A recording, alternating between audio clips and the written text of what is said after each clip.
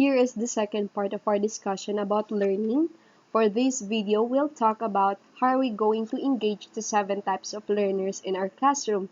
We know that one of the natures of learning is that learning is universal. So we have to be considerate on the diverse of our learners and on what types of learners are they? Are they into visual, into audio? So let's find it out later within this discussion. It's generally accepted, guys, that there are 7 different learning styles. While most of us fall across the spectrum of each of these styles, facilitating lessons that are engaging in all levels will give your students the best chance of success. I know that there are different types of learning styles, guys, based on what theory or kung sino man yung taong yun na nagbigay talaga. But this video will be focusing dito sa 7 na pinaka-general talaga na learning styles. No problem, guys. We'll be talking about it on the next chapters of our lessons, kung ano man yung different learning styles. But this one, we'll be focusing muna sa visual, sa musical or auditory, verbal, physical, kinesthetic, sa local or mathematical, social, solitary. So, yun. Let's find out then kung anong type of learning style ka meron. But I know that we already tackle or talk about it, but maybe it could change then. Let's start with the auditory and musical learners. So, sino-sino ba tong mga musical learners na to?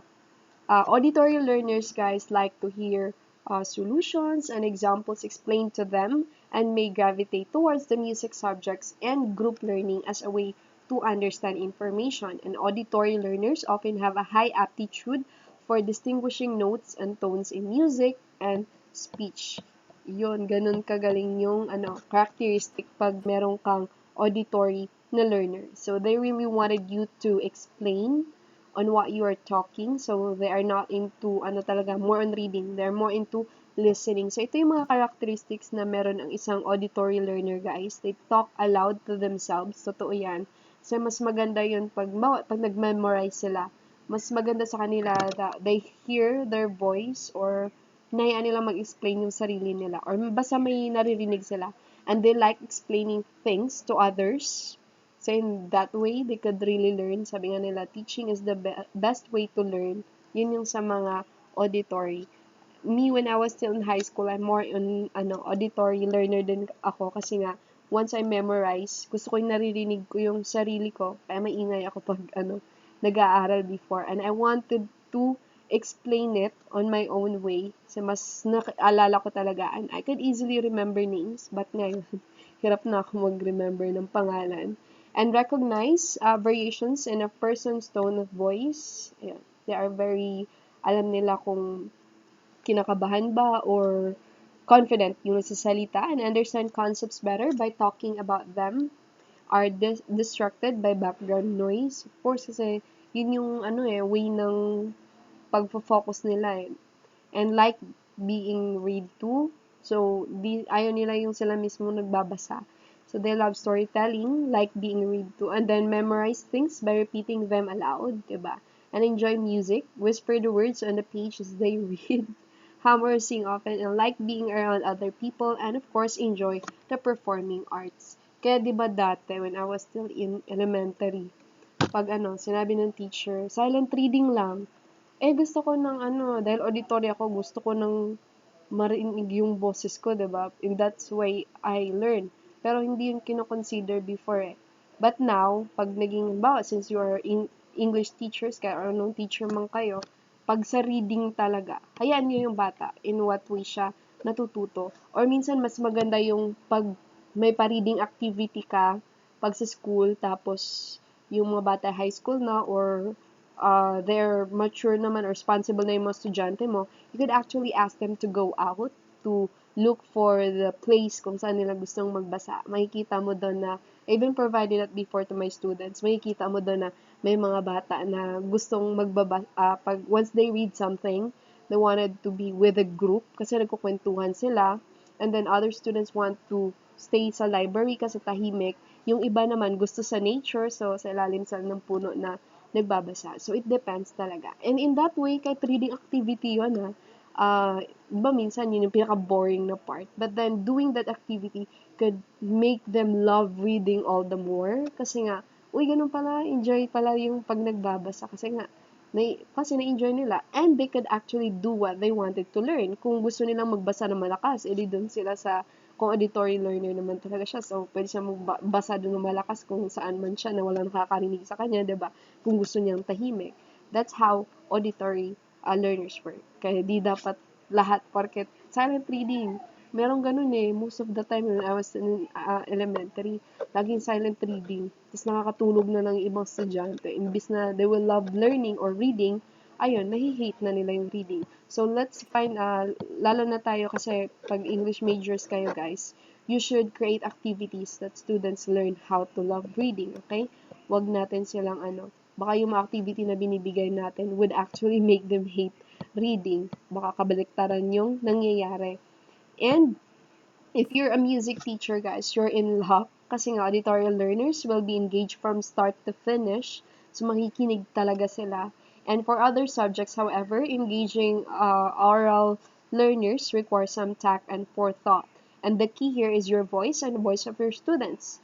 Write down something on the whiteboard, then read it aloud. Work on your delivery so you can express learning materials in interesting and engaging tones. So, I had this when I was still in college. Tapos, nag-o-observe sa mga school, sa mga student, guys. Having practice teaching.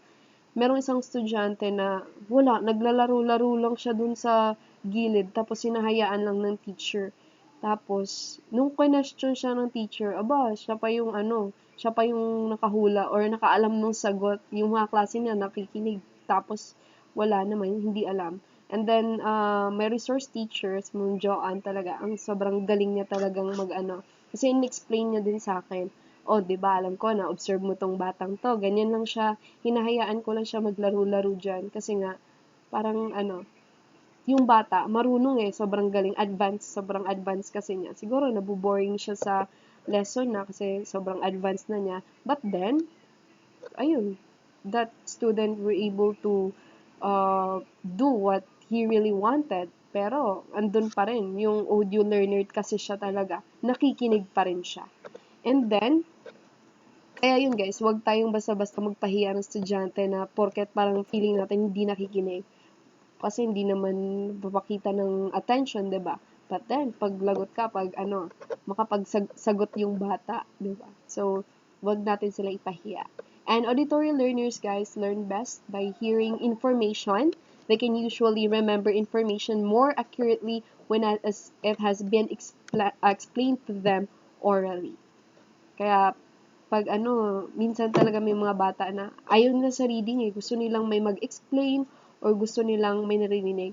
Kaya, nowadays talaga, minsan, mas mabenta pa yung yung mga audiobooks, yung recorded na, nakikinig na lang yung tao sa libro, kaysa yung magbabasa pa sila. Kasi, iba't iba naman talaga yung tao, and we could not force them to be the learner na type of learning that they should be. And other strategies guys that you can include pag more on audio yung mga estudyante natin is recording the lesson for later listening and reference, and encouraging auditory learners to teach others verbally. I do love this one.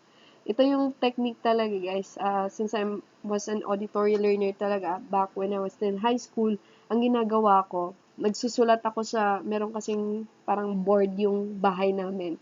Tapos, bumibili ako ng chalk. Tapos, minsan yung mga chalk na maliliit sa school namin, imbis na itapon, inuuwi ko yun. Tapos, I actually write yung mga gusto kong tandaan. I even discuss it in front, kahit wala naman tao sa bahay. Parang sabing, baliw na siguro. But of course not. That's my way of strategy of learning. Pero, napaka-effective talaga kasi tataas din yung grade na nakukuha ko because of that strategy. Kasi ganun ako as an auditory learner talaga.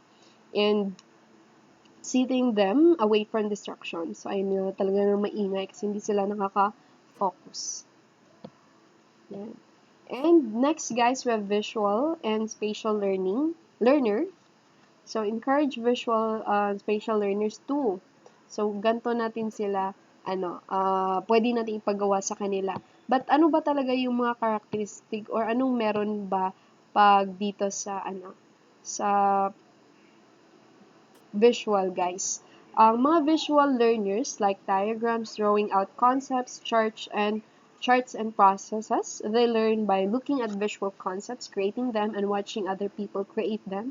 Visual learners might be organized or creative in their application and find things like colors and shapes useful. Kaya, di ba, yung iba talaga, gusto nilang marami silang, highlighter na ginagawa sa binabasa nila or minsan gusto nila may drawing kasi nga, that type of learner are they. Tapos minsan, kaya may mga activities din na pinapagawa sa inyo like concept maps kasi nga, or charts kasi in that way, you could really see kung ano yung mga connection din ng pinag-aaralan nyo. And visual learners then often possess the following qualities. So, mga dami din kasi yung qualities yung ating visual learners. Pero, let's start with, ito pala yung mga qualities. They are habitual doodlers or drawers. May kita mo yan na may estudyante dyan, pag nagdi-discuss ka, drawing ng drawing, ganyan. But then, that could be their way of learning something, but we have to be very careful. You have to check talaga kung anong drawing yan, baka hindi naman applicable sa klase, diba? And they are actually observant, not easily distracted. Ito yung maganda sa visual, which is opposite pag audio kasi they don't want distraction, but pag visual naman, not easily distracted. And they enjoy planning and prefer visual instructions. Maganda yung may nakikita sila kasi nga, mas naiintindihan nila. And I'm also a visual learner din kasi gusto ko yung may nakikita din ako. And ito yung pwedeng activities na ipapagawa natin sa kanila. You can use graphics to reinforce learning, color code to organize notes, use color to highlight important points in text, and use flowcharts and diagrams for note-taking, illustrate ideas as a picture before writing them down, ask for written directions, visualizing spelling of words or facts to be memorized, and study in a quiet place away from verbal disturbances. Normally, naalala ko na mga activities na pinapagawa or even I do it also. Once I do summary, pag nagpapasummarize na ako ng topic sa mga estudyante and then do a review or chine-check mo kung may natutunan talaga after the topic, gumagawa din talaga ako ng concept map na pakita, bawa isang buong circle. So, what have you learned about learning? Tapos, ayan, a graphic organizer pala tawag nun. And I let them explain what they learn. Ayun, mas maganda kasi nakikita yung kabuuan na natutunan nila in a visual. That's good for visual learner talaga. Kasi most of the time talaga, our students are pinakamataas yung mga visual learners. And we have here, guys, the next one. I'm sorry, how are we going to engage naman pag visual? To engage a visual learner in the classroom, guys, you'll want to include elements like maps, diagrams, and imagery. Lalo na pag mga bata, yung tinuturuan natin. They really wanted to make it more on books. Kaya, di ba, napapansin natin, pag mga libro, pag mga bata, mas maganda yung maraming drawing o maraming tao doon kasi that's their way of learning, lalo doon sa mga visual. And in geography naman, history maps are helpful, while for math and logic go with diagrams. But for English then, it's okay to use graphic organizers if you want to check once sa story, diba? Settings, characters, mga ganun, para makita yung kabuuan talaga. And then, we have here the next type of learner naman tayo. Just give me a moment. Okay, so, since we have, ayun guys ha, pwedeng maging both yung dalawa yung, type of learner that you have. You could be audio tsaka visual. And then, we have so tapos na tayo sa auditory learner, and then the visual, we'll have the verbal learner. So, pag verbal naman, learning includes both writing and speaking. Verbal learners might have a preference for reading and writing, word games, and poems. Verbal learners know the meaning of a broad category of words, can use them effectively, and actively seek out new words to add their repertoire. Some qualities associated with verbal learners include intellectual, bookworm, and good storyteller. Ayun, ito yung mga verbal talaga. It's different with the visual, guys, kasi pag verbal learning naman, they use words and language. And these learners have good hearing skills and normally are good at talking, speaking, and they think in words rather than pictures. Kaya dapat maging verbal. But you know what, guys? Sa realidad talaga, sa totoong mundo, most of the time or most of the work na applyan talaga natin, we have to be a good communicator. Kaya dapat napapractice natin yung ating mga student din to become a verbal learner. Kasi hindi naman pwedeng hindi sila matutong magsalita or express themselves through writing or through speaking. Kaya dapat natitrain din sila. And we have the logical and mathematical learner, guys. Perhaps unsurprisingly, mathematical learners geared towards careers in programming, accountancy, science, research, and other number and pattern-oriented careers. Some qualities associated with mathematical learners include ito yung mga pattern recognition, good with numbers, and predisposition towards grouping and classification. Kaya diba sa mga NCAI or mga national achievement test talaga, na-check din kung if you are good in pattern recognition.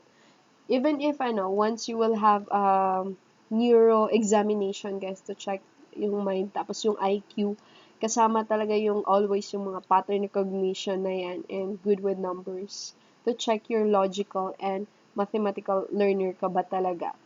I do remember na, ayun, when I was taking the yung NCAI talaga, ang pinaka mataas na points na nakuha ko ay dito sa logical, tsaka I'm a logical learner talaga, kaya good daw para sa akin yung mga yung yun, may mga specific work yan, accountancy yung lumabas. Pero tingnan niyo naman, hindi ako sa accountancy, I'm more on to teaching, but then it actually changed din naman. And with logical students, always look to incorporate a system. If you're unsure, include the students in the development of the system. They'll benefit from it greatly. So, ito yung mga activities na pwede natin ipagawa sa mga bata. Kasi, pag logical, if boring sa kanila yung subject, paano sila makikinig, diba? How will the learning take place pag ganon? So, ito yung mga activities na pwede natin ipagawa. Analyzing, logic games. Ito, guys, maganda pag yung nagbibigay tayo ng logic games before we start the lesson, basta connected siya doon sa topic na i-discuss natin, para mag-gain mo yung enthusiasm ng mga bata para makinig. And we have numbers outlining, meron ding patterns, problem solving, reasoning, synthesis, sequencing, so scientific thinking. Minsan itong rational thinking, I do love the type of activity yung magbibigay ka ng situation for them to listen.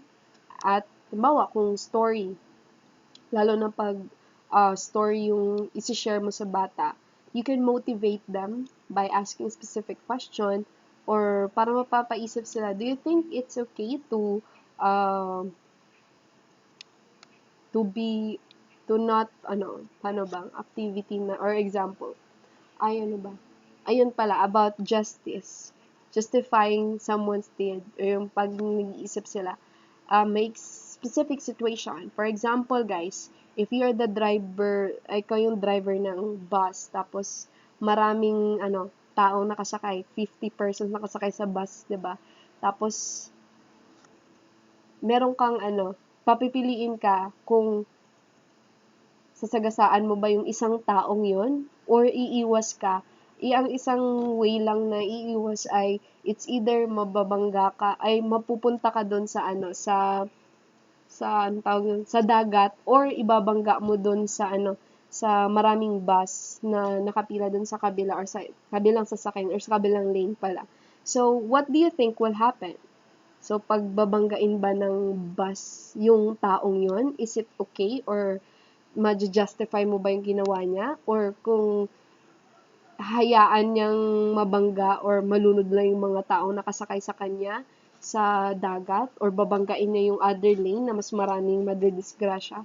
So what do you think is the best way? So hayaan mo silang mag-think or mag-justify, oh nga no, paano kaya yun? And then, you could insert the story na meron sa story na to. This is actually what happened to the story. So ganito yung mangyayari sa story. So alamin natin kung ano ba yung sagot, 'di ba? So yung pag logical learner ka, from start to finish talaga makikinig ka sa teacher mo or sa lesson na ibibigay. Kasi nandun you have this question in mind na dapat mong masagot, dapat malaman kung sino yung ma-justify na decision ng isang pag ikaw yung bus driver.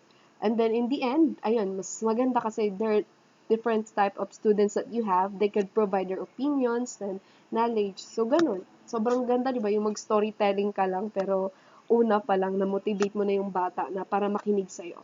So, I hope that I'll see that activities, guys, na before you start the lesson. Once you'll do the demonstration teaching. Okay? Basta as long as connected siya sa topic na i-discuss niyo. And next one is the physical or kinesthetic learners naman. They're commonly called hands-on learners. Kinesthetic prefer to physically engage with the materials of the subject matter, and some qualities associated with physical learners include preference to get their hands dirty. So, ayan, they are active learners talaga. They wanted to learn by doing, and energetic, may drum fingers or shake legs, and action-oriented and outgoing, and may they prioritize reading and writing. And merong mga bata talaga na super active. So, gusto nilang matututo sila by doing something or may sila, making their hands dirty. So, normally, ang activity na pinagawa ko dito for physical, kasi minsan talaga guys, di mo naman pwedeng i-consider lang yung isang type of learner, di ba? Dapat iba-iba din talaga yung activities para ma-consider mo yung kung anong type of learner meron tayo. And I have this one activity when I taught ng science subject sa elementary. In physical, hinayaan ko silang lumabas ng classroom. I actually guided them. Tapos, halimbawa, about living and non-living things, I let them go outside. Lumabas kami ng classroom, tapos umikot kami sa school. Pakalawak ng school namin. Then, during my private school years, nung nagtuturo pa ako.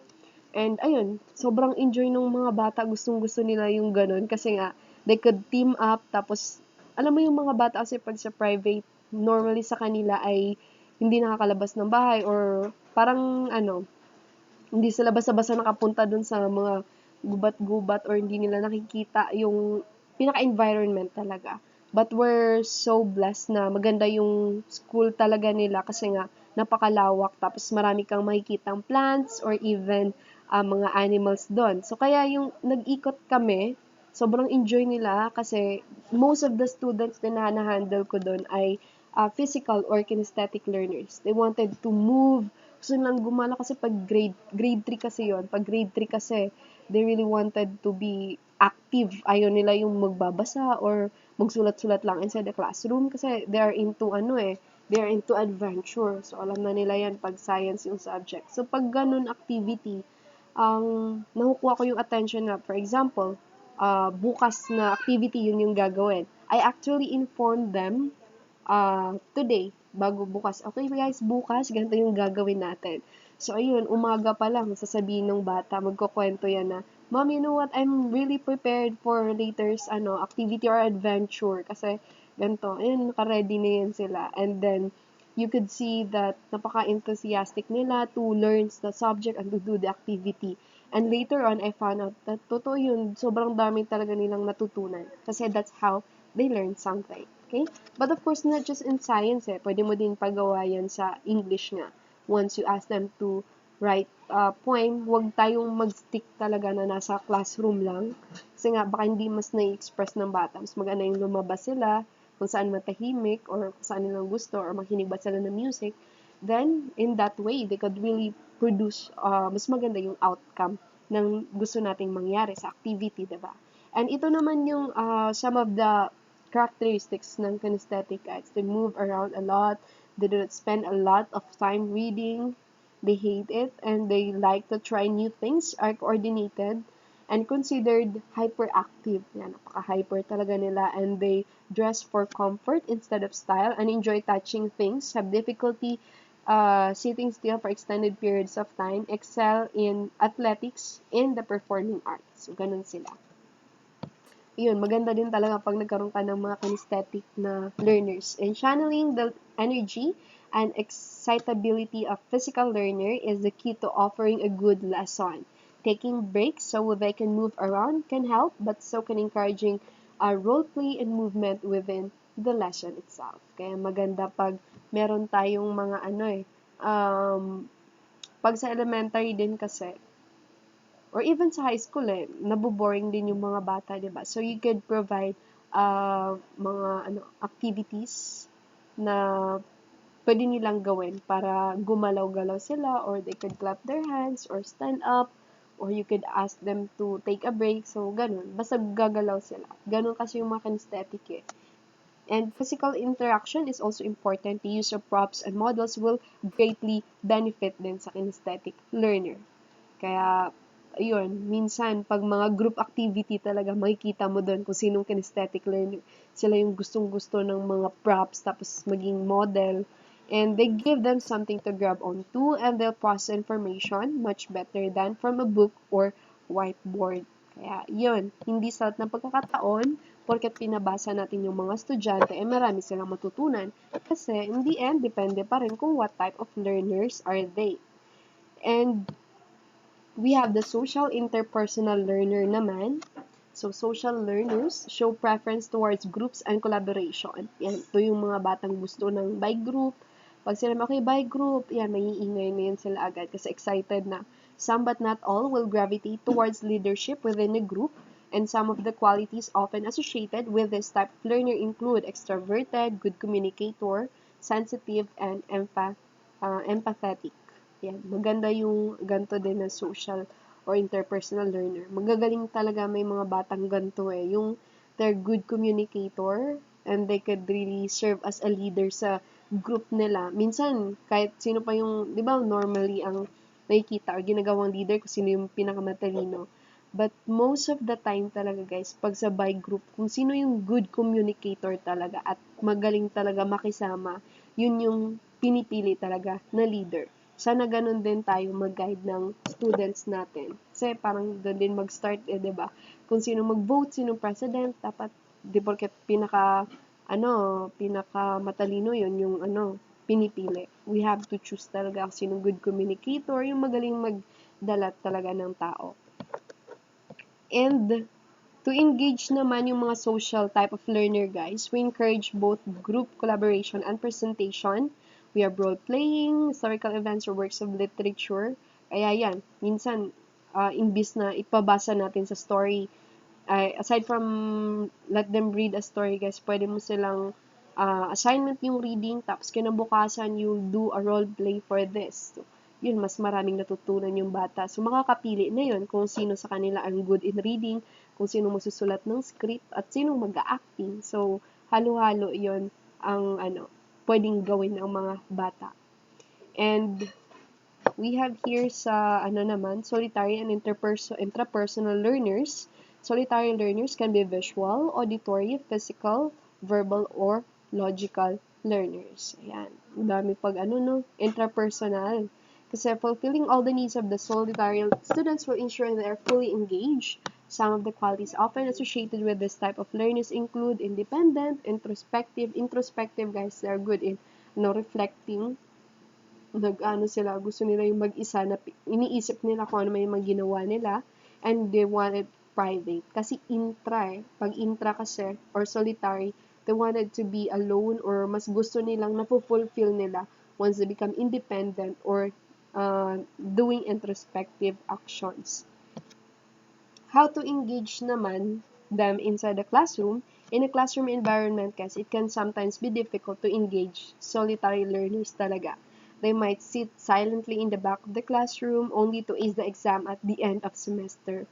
Kung sino pa yung hindi ganun talaga ka participative, tas magulat ka na wow, perfect sa exam, na-ace yung exam sa buong semester. So, for the educator, it's important to engage them during class. Provide visual materials, books, and learning aids. Designate quiet areas and collaborate with defined sharing times so the solitary learner can feel adequately prepared. Kasi ayaw nila yung masyadong maingay or alam mo yung gusto nila maging independent sa learning nila. And totoo yan, laging nasa dulo yung mga solitary tsaka intrapersonal learners. Kasi gusto nilang mapag-isa lang.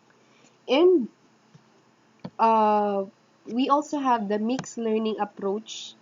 With large classroom naman kasi, kaya ito yung maganda talaga na approach, guys, pag in providing activities with our students, is to do the mixed learning approach. With large classroom, it is not always easy to personalize lessons, diba? Hindi naman pwedeng more on ano ka lang, audio ka lang, kasi may mga estudyante na visual or into kinesthetic. And but using a mixed learning approach, guys, throughout the coursework can help you cater to each type of learning style. You may decide to focus on a particular learning type each lesson or incorporate multiple strategies with each lesson. And the most important element is first recognizing the differences in student learning. The rest will flow from there. And I know, guys, upon checking or assessing naman after learning what type of learners are you, I could really say that you are really good for this teaching career kasi most of you are into reading, more on sa speaking, writing. So, ayan, maganda na meron talagang mixed learning approach na mga activities na ibibigay sa inyo para lahat kayo ay may papakita yung mga knowledge. Okay, so I hope that you will be able to do this, guys. Once you become a future teacher, you'll identify what approach or ano yung mga activity na ibibigay natin sa mga estudyante natin, lalo na kung iba-iba sila ng way of learning. And of course, we could start it, guys, from asking our students and how they learn something or ano yung mga technique or strategy nila for us to identify how. Or we could actually check it kung halimbawa, you are more into audio or pinapabasa mo yung mga bata lang, pinapasulat lang. Kung mababa yung points nila, then you should be flexible enough. We could do visual or audio type of activities for them. Okay?